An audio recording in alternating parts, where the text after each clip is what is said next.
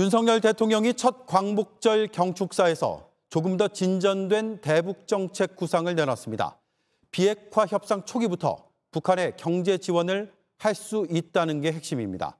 다만 북한의 체제 보장과 관련된 내용은 발표되지 않았습니다.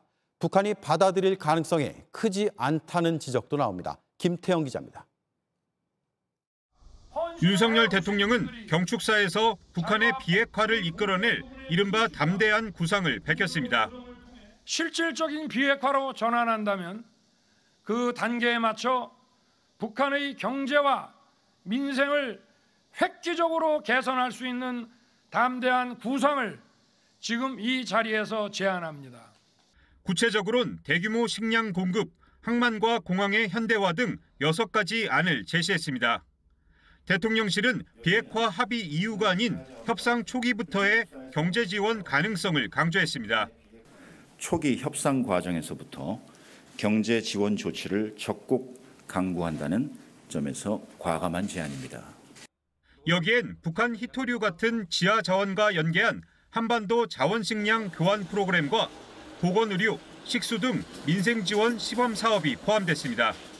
남북 경제 협력을 위한 남북 공동경제발전위원회 가동 계획도 밝혔습니다. 필요에 따라 유엔 제재의 부분적 면제도 국제사회와 협의할 수 있다는 게 대통령실 입장입니다. 대통령실은 담대한 구상이 경제뿐 아니라 정치와 군사 부문의 협력 로드맵까지 담긴 포괄적 구상이란 설명도 덧붙였습니다.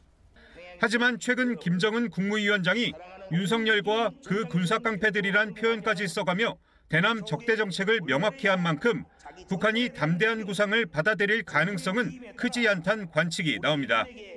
무엇보다 북한이 최우선적으로 고려하는 체제 안전 보장에 대한 언급은 오늘 없었습니다.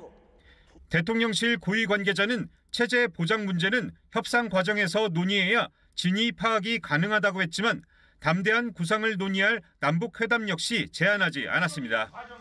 대통령실은 담대한 구상의 진전 사항을 미국과 공유하고 있다고 했지만 미국이 어느 수준까지 우리 계획을 받아들일지도 변수입니다. JTBC 김태영입니다.